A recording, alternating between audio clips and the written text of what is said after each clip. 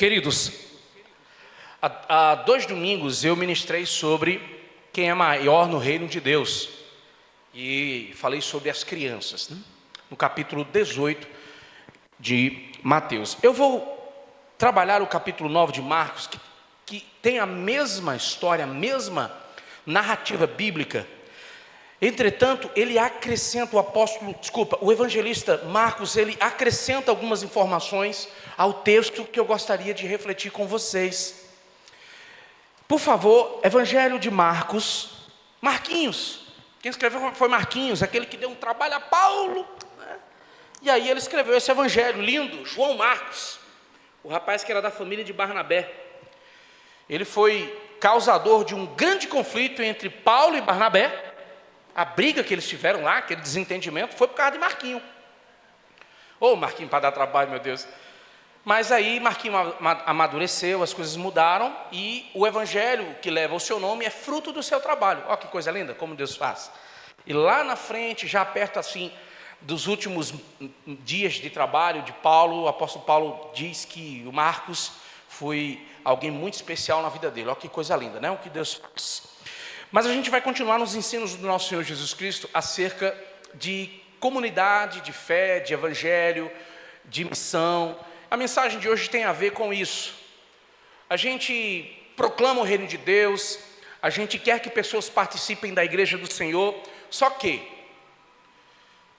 além de conseguirmos pessoas para caminhar com a gente na fé, nós precisamos aprender à luz da Bíblia a como nos comportarmos diante da nossa caminhada de fé uns com os outros, e também com o mundo.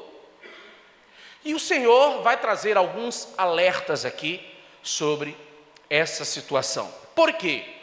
Queridos, a gente pode fazer campanhas e mais campanhas evangelísticas, convencer as pessoas de que Jesus é o Senhor, de que caminhar na igreja é o melhor caminho, a melhor opção. Entretanto, se nós não tivermos um bom testemunho, a gente vai trazer para a vida dessas pessoas feridas que talvez não tenham cura. É por esta razão que o Senhor traz essa reflexão um tanto quanto poderosa, mas também um alerta para a igreja do Senhor. Evangelho de Marcos, capítulo 9, a partir do verso 42. Muito bem. Acompanhe na sua Bíblia, eu estou usando a versão NVI, mas se você tiver qualquer versão aí, fique à vontade, faça suas anotações. Caso você prefira, o telão aqui vai estar o texto que a gente vai estudar essa noite. Muito bem, e a gente vai seguir aquele estilo que eu gosto de fazer, né, de ministrar. Eu leio uma porção, vou explicando, e aí você fica com a Bíblia aberta, a gente vai estudando. Se alguém fizer tropeçar um destes pequeninos que creem em mim, seria melhor que fosse lançado no mar com uma grande pedra amarrada no pescoço. Que texto forte, né? Vamos orar. Maravilhoso Deus, por favor, Pai, ilumine o meu coração, as minhas palavras, me ajude, Pai, a edificar a Tua igreja, porque essa é a minha missão, Pai, cuidar do povo que é Teu, olhar a noiva do Senhor. Eu sou, ó Pai amado, o chofé da noiva. Eu sou, ó Pai amado, aquele que conduz a noiva para os melhores lugares preparados para o Senhor, até que um dia, ó Pai amado, o Senhor se encontre com ela, Pai. Eu sou um amigo do noivo, ó Deus, e tenho que tratar a tua noiva com muito carinho, com muito cuidado e muito respeito. Então, Pai, me ajude nessa missão, em nome de Jesus, amém. Jesus aborda de forma contundente o perigo do pecado e a responsabilidade dos discípulos em evitá-lo. Este texto é um chamado ao arrependimento e à pureza de vida, mostrando a gravidade do pecado e suas consequências eternas. Atenção, igreja do Senhor. Estes pequeninos, ele pode ser aplicado a novos na fé, pessoas que são novas na fé, como também a pequeninos, crianças que são cuidadas pelo Senhor e que colocou em nossas mãos os nossos filhos e os filhos dos nossos irmãos que caminham aqui na igreja. Aí o Senhor diz: se alguém fizer tropeçar um destes, era melhor Era melhor que fosse lançado no mar com uma grande pedra. Que texto difícil, hein? Jesus enfatiza o cuidado que devemos ter para não levar outros a pecar. Ser pedra de tropeço, especialmente para os pequeninos. Crentes novos, frágeis, pessoas que estão iniciando na fé, ou crianças mesmo, inocentes. A gente teve uma saída há um desses dias aí, alguns irmãos da igreja, vamos ali comer o cachorro quente, a gente foi. E queridos, hoje, com as redes sociais, você passa a ver o que você quer e o que você não quer. E aí você vai lá nas redes. A gente viu uma imagem assim que me trouxe um escândalo grande.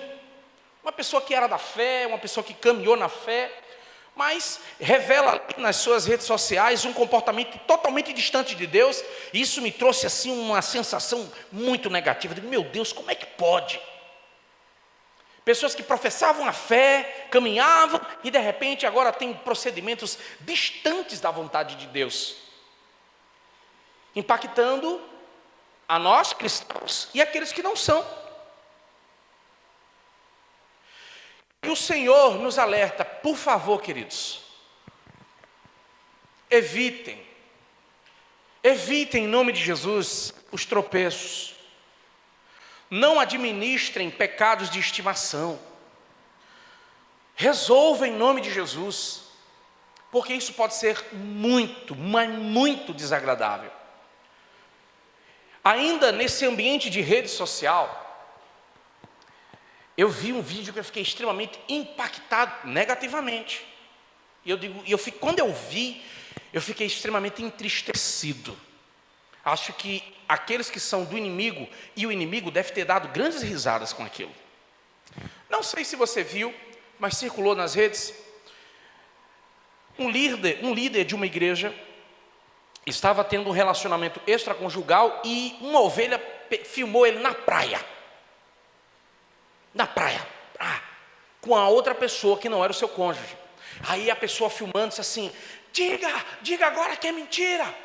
Diga agora que é mentira. Aí ele ficou todo desconcertado e etc. Mas meu filho, como é que você está fazendo um negócio desse? E etc. Quando eu vi aquele, eu falei, meu Deus do céu. Aí o rapaz disse algo que mexeu muito com o meu coração. Quando ele disse, aí o líder olha para ele e diz assim, mas meu filho, por que você está fazendo isso?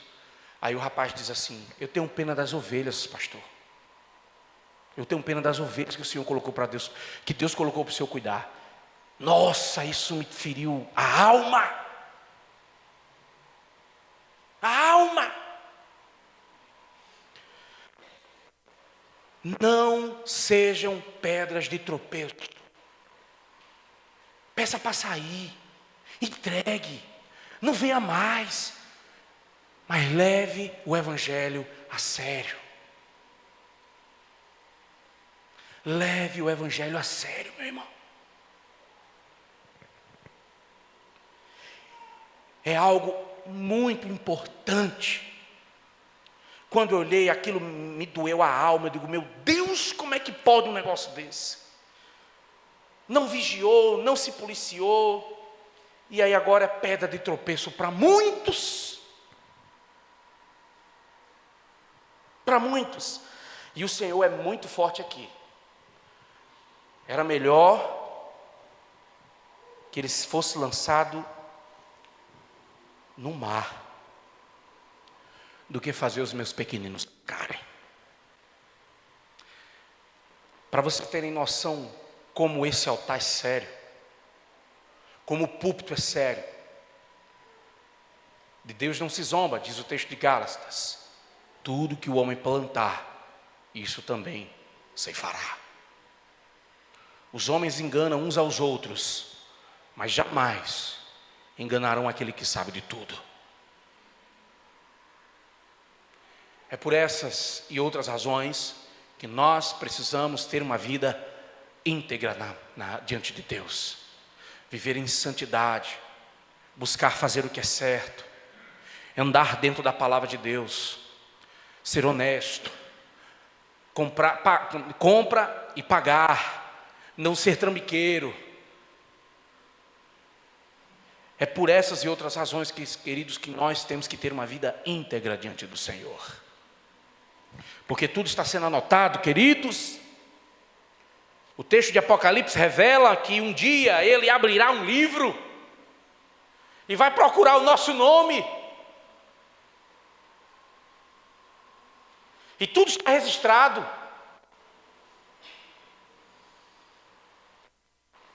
Todos aqueles que semearam a injustiça irão dar de conta ao Senhor, ao justo juiz.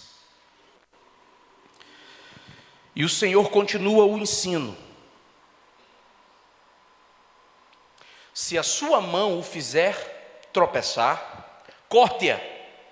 É melhor entrar na vida mutilado do que tendo duas mãos e ir para o inferno, onde o fogo nunca apaga e onde o verme não morre.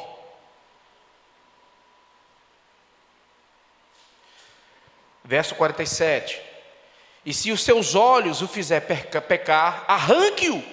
É melhor entrar no reino de Deus com um só olho do que, tendo os dois olhos, ser lançados no inferno, onde o verme não morre e o fogo nunca apaga. Eu li o 47, volto para o 45, porque eu acho que o 47 que eu pulei, não foi? Eu pulei algum? Pulei, não pulei, gente? 46. 45, 46. Vai lá, Gabriel, desculpa, gente. Eu pulei aqui. 45. E se o teu pé o fizer tropeçar, corte-o. É melhor entrar na vida aleijado do que tendo os dois pés ser lançado no inferno, onde o seu verme não morre e o fogo nunca se apaga. Aí é o verso 47 que eu já li, não será necessário ler outra vez. Meus irmãos, se a tua mão, se o teu pé ou se o teu olho, aquilo que está fora e aquilo que está dentro do nosso coração. O que a gente vê, o que a gente ouve, entra para dentro do nosso coração, para dentro da nossa alma. E é o que está dentro da nossa alma que faz com que a gente mova os pés e as mãos. E aquilo que sai da nossa boca também. Jesus disse que a boca fala do que o coração está cheio. E olha só o que o Senhor nos diz, nos alerta acerca da punição eterna. Deus é justiça, Ele é justo, e do cuidado que nós, como servos de Deus, temos que ter. Primeiro, se tua mão é onde você toca, é onde você pega, é onde você leva, se ela está te fazendo pecar, arranque-a. Segundo, o pé, aonde os teus pés estão te levando, arranque. E o que você tem colocado diante dos santos olhos que o Senhor lhe deu. Meus irmãos, em uma das minhas caminhadas ministeriais, eu atendi. Esse ano eu faço 10 anos de ministério, querido. Trabalhei em alguns lugares aqui da nossa região, aqui do nosso estado do Rio Grande do Norte, como seminarista, né, como missionário voluntário. E nós, como ministros do Evangelho, a gente trabalha muito ouvindo as pessoas, ouvindo os dramas, os desafios e até mesmo os pecados. Eu lembro que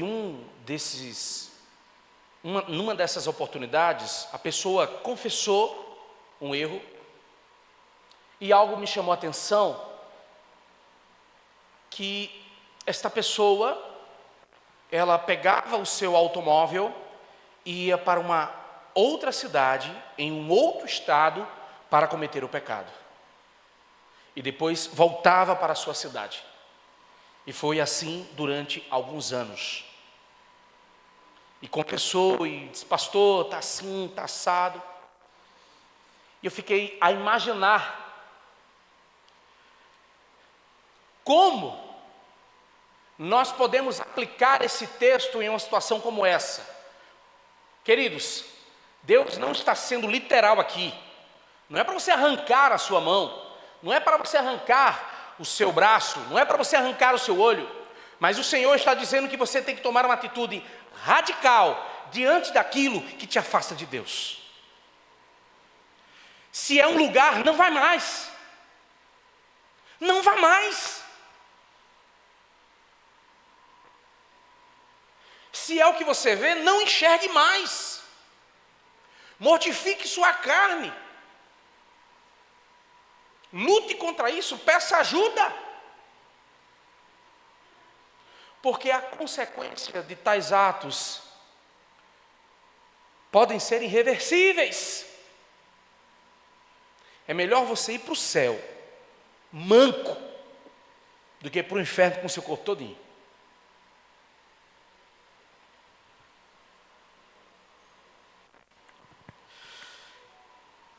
O Senhor exige de nós uma postura radical. Arranque o mal pela raiz. Lá em casa, eu estou com um grande problema. Eu e minha esposa estamos tentando arrancar a grama. Mas não é fácil, porque a raiz da grama é horrível de tirar. Horrível. E eu dei uma capinada lá no riadão. E aí não tirei nem a metade. Eu totalmente despreparado, né? Não tirei nem a metade. Eu disse, Natiana, a gente deixa para outra semana, já vai 2 meses. Já está nascendo. A gente não quer mais ela. Não quer, a gente quer arrancar. Junto da grama tem mato, que é impressionante. Mato você não planta, ele nasce. Ele nasce. As ervas daninhas, elas nascem. Você não precisa plantar não, é que nem o mal. Você não precisa chamar não, ele vem. Você tem que plantar coisa boa, porque coisa ruim nasce. Queridos, existem coisas nas nossas vidas que são como essa grama, de raiz profunda. E se você deixar, acontece o que aconteceu lá em casa, na grama, graças a Deus. Nasce mais. E nasce com mato. Vai ficando pior. O Senhor diz, quando expulsou certa vez o demônio, Ele explicou que se a casa permanecer vazia, depois de um tempo ele volta. E ele não volta só, ele traz mais. E o último estado será pior do que o primeiro. Meus irmãos, fechemos as portas dos nossos corações para as coisas ruins, e que a gente abra o nosso coração para aquele que está batendo. Eis que estou à porta e bato. Abrimos, queridos, uma vez o nosso coração para o Senhor, e que Ele se mantenha lá. Se você que está ouvindo essa mensagem tenha consciência de que Deus está fora do seu coração, hoje é o dia da remissão. Volte para o Senhor em nome de Jesus. Por quê?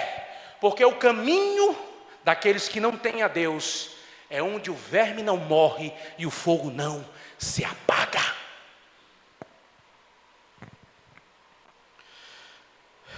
Quando o inimigo das nossas almas,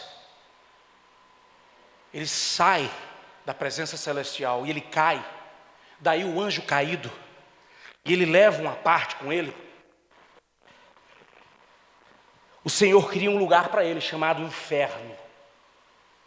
E ele diz que foi criado para o diabo e os seus anjos. O inferno não foi feito para a gente. Deus não fez o inferno para a gente. Só que por causa do pecado, a humanidade caminha para lá. E Deus quer nos resgatar, queridos.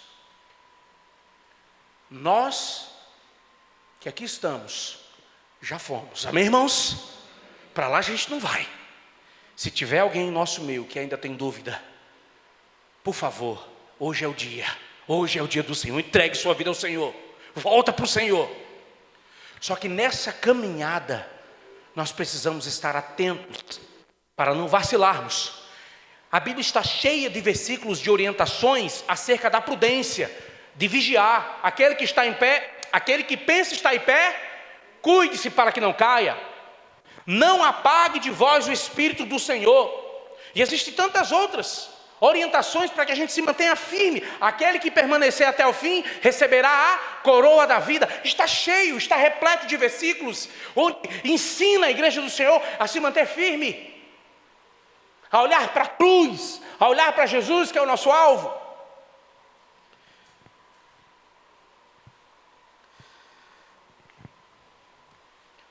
O inferno aqui no texto é um lugar. Esse inferno do texto aqui, eu sei onde é. Eu sei onde é. Você sabe onde é o inferno? Você sabe onde é? Esse do texto aqui, eu sei onde é. Era um lugar perto de Jerusalém, onde se colocavam o lixo, os cadáveres, a podridão, a parte podre de Israel. E no passado, no Antigo Testamento, era o ambiente onde se sacrificava Moloque, o deus que recebia crianças recém-nascidas, lançadas no fogo. E o Senhor usa esse lugar para exemplificar o ambiente que será aqueles que partem daqui sem o Senhor. Eu lembro de um dos filósofos, eu não lembro exatamente se é o Descartes, enfim, mas há uma discussão entre um filósofo cristão e um ateu, onde eles fazem uma grande aposta. E um cristão diz: o céu existe e o inferno é real. Se você morrer sem Cristo, você vai para esse lugar. E aí o ateu dizia: que conversa é essa? Isso é balela. Morreu, acaba aqui, faz tudo, acabou-se. E aí o cristão fez a proposta: muito bem, vamos esperar. Quem morrer primeiro vai saber, e aí a gente vai chegar a essa conclusão. Só tem um problema: não tem chance de voltar atrás. Se eu, como cristão, estiver errado, o que é que vai dar para mim? Se toda a nossa teologia estiver equivocada, se o pastor durante todos esses anos falou um bocado de coisas que não tem nada a ver, aí a gente morreu. O que é que vai dar para a gente? O que é que vai dar para a gente? Se o materialismo estiver correto? Nada. Eu vou achar até bom, porque eu convivi um bom tempo com gente boa, que nem vocês. Eu vou achar bom. Você imaginou? Morreu, acabou. O que é que deu para a gente? Nada. Não perdemos nada. Agora, se a gente tiver certo, foi o que o cristão disse: se eu tiver certo, você está frito. Queres apostar? Lá o verme não morre e o fogo não se apaga. E o Senhor está alertando: eu não quero que vocês caminhem para lá. Portanto, parem de fazer o que é errado. Parem de buscar o que é errado. Busque o Senhor enquanto se pode achar. Busque enquanto Ele está perto. Em nome de Jesus. Em nome de Jesus. Colossenses capítulo 3, verso 5 diz: assim, faça morrer tudo o que pertence à natureza terrena de vocês: imoralidade sexual, impureza, paixão, desejos maus e ganâncias, que é a idolatria. Quando a gente se converte ao Senhor, a gente agora tem uma visão de mundo totalmente diferente. Todas as práticas pecaminosas que nos distanciavam de Deus agora têm que ser abandonadas. E observe, isso aqui é importante, queridos: assim façam morrer, mortifique a sua carne. Queridos, deixa eu dizer uma coisa para você, olhe para mim. Doutrina do pecado agora. Nós temos no nosso coração tendências horríveis.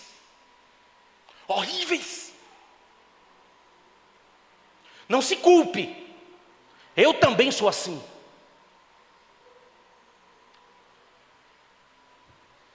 O apóstolo Paulo chama isso de lei do pecado. Ainda está em nós. Então, queridos, o seu olho ainda vai direcionar você para ver o que não presta. Aí você tem que, pelo amor de Deus, arranca o teu olho. Não posso ver isso aqui, Jesus. A tua mão ainda vai direcionar você a tocar no que não pode. Em nome de Jesus, eu tenho que parar com isso. E o teu pé ainda vai tentar te conduzir para lugares que desagradam a Deus. Não posso. Não se culpe, queridos.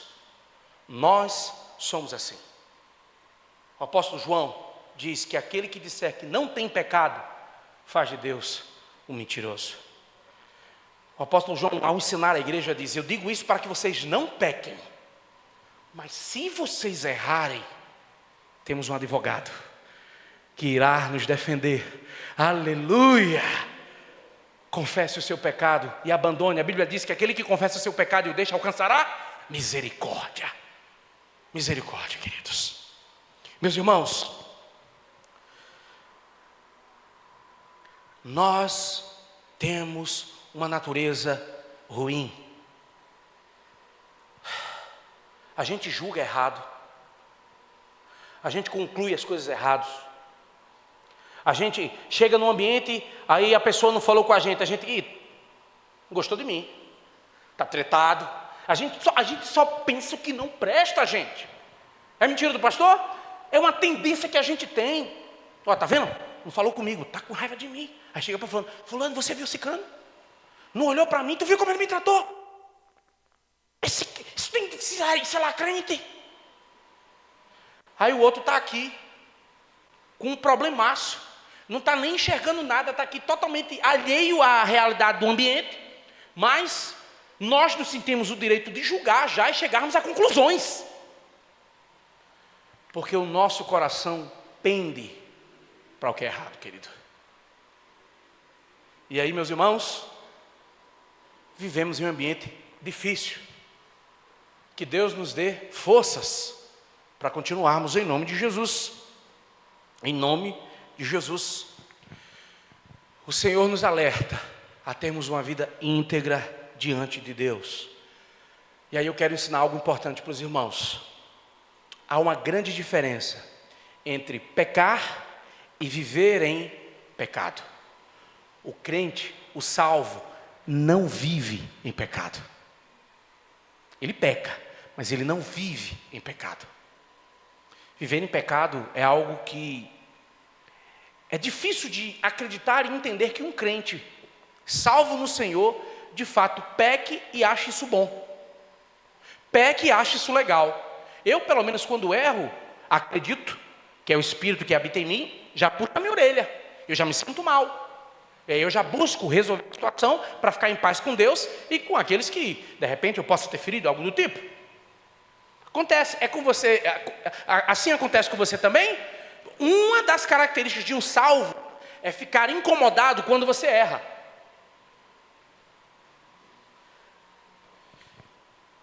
E o ensino desse ambiente eterno de sofrimento, ele está em todo o Novo Testamento e no Antigo também. Lucas, no capítulo 16, ele fala da história do rico e Lázaro, ilustra o tormento eterno de uma vida sem Deus. Aquele que juntou tanto, morreu, foi para um lugar totalmente de sofrimento. E aí tem um ensino poderoso nessa parábola. O rico diz: Abraão, e está Lázaro lá, coitado, no seio de Abraão. Abraão, deixa eu ir lá na terra. Eu preciso falar aos meus familiares, para eles não virem para cá. Por favor, pega uma gotinha de água e coloca aqui na minha boca para refrescar. Deixa eu ir lá. Ou deixa eu ir para aí, sei lá, me tira daqui. Abraão diz: pode não. Eu não posso ir para onde você está, e você não pode vir para aqui onde eu estou. E enquanto aos que ainda vivem, existem Moisés e os profetas, e eles ouçam. Onde está a mensagem de Moisés e a mensagem dos profetas? Aonde está? Na palavra de Deus.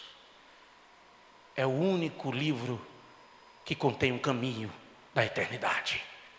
Por isso, queridos, precisamos anunciar a mensagem de salvação para esse mundo que caminha a passos largos para a perdição. A passos largos. Você já imaginou se você chega no céu e você não encontra o seu familiar? Se ele não está lá, ele está onde? Gente, isso me incomoda. Eu oro. Às vezes quando eu não consigo ter um tete-a-tete do evangelho, eu oro de que, Senhor, coloca alguém que ele desperte para ti, salva. Eu oro pelo meu filho. Deus, salva o meu filho. Salva o meu filho. Ele confessa a Cristo, caminha, mas ele é um inocente. Ele vai chegar o tempo da consciência. E eu quero que no tempo da consciência ele confirme, ele proclame que de fato é do Senhor Jesus Cristo. Eu acho tão lindo quando chega uma criança dizendo que quer aceitar Jesus. Eu fico tão feliz. Semana passada a gente teve outra aqui. Outra criança que chegou e o irmão foi ali, pastor, teve uma confissão ali. Eu digo, foi mesmo? Foi. E gente, dê crédito às confissões das crianças. Elas são mais verdadeiras do que os adultos. E aí me chamou ali, eu fui. Aí a criança, eu olhei assim e disse, meu filho, o que foi? Disse, não, pastor, eu quero aceitar Jesus. Diga, é mesmo, irmã? É. Pois agora você tem que dizer isso diante das testemunhas. Eu vou levar você para toda a igreja. Ela, não, pastor, por favor. Diante da igreja não, pastor. Tenha paciência comigo, pastor. Eu digo, não, mas alguém tem que ouvir. Então eu vou chamar alguns líderes da igreja, alguns irmãos para testemunhar. Pode ser, irmã? Pode, pastor. Aí eu chamei alguns irmãos como testemunha. Fomos ali no gabinete. Eu digo, diga, minha filha, o que você me disse? Diga para os irmãos ouvirem. Se eu quero aceitar Jesus como meu Salvador. Aleluia! A gente orou, foi um momento lindo e emocionante, uma criança entregando sua vida a Jesus. E aí quando eu olho para o texto, é um alerta: se alguém fizer tropeçar um destes pequeninos que creem em mim, seria melhor que fosse lançado no mar com uma grande pedra amarrada ao pescoço. E agora eu quero dizer algo aos pais. Essa responsabilidade também é sua. Porque o caminho do Senhor, quem mostra dentro de casa, é o pai e a mãe. Pai e mãe, não sejam pedras de tropeço para os vossos filhos. Não seja em casa uma coisa e aqui outra. Em nome de Jesus, os nossos filhos veem tudo. Tudo.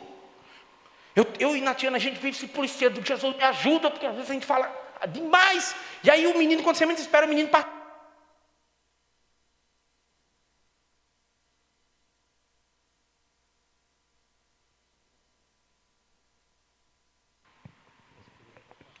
Oi, obrigado, Múcio.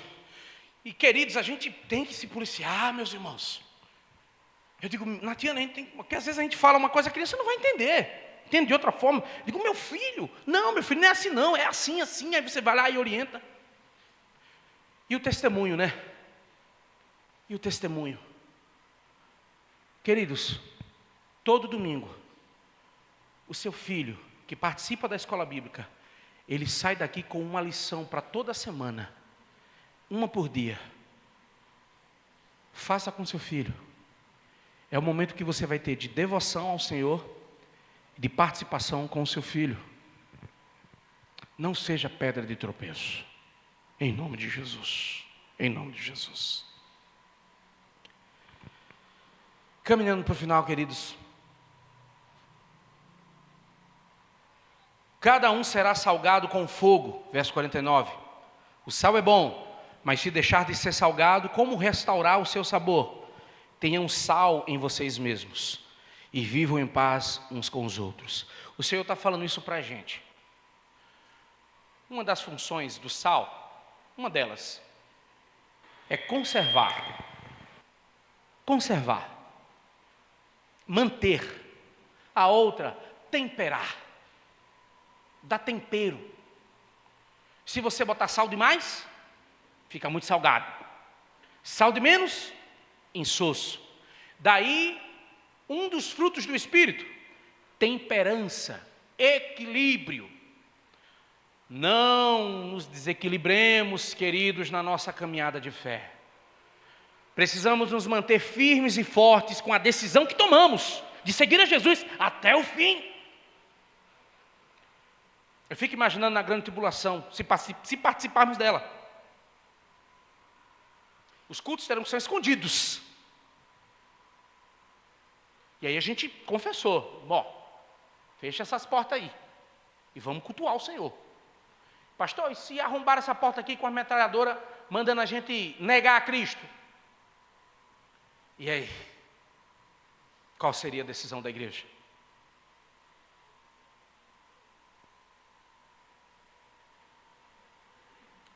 Aqueles que permanecerem até o fim herdarão a coroa da vida. Olhe para mim. Nós não estamos na grande perseguição. E, infelizmente, tem muitos já desistindo. Muitos.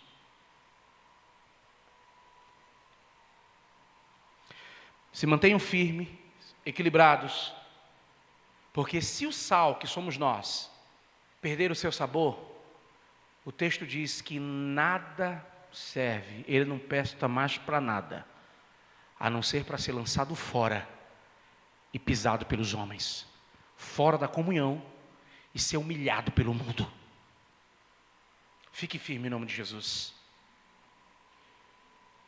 Marcos 16:16, quem crê e for batizado será salvo. O inferno não foi feito para a gente.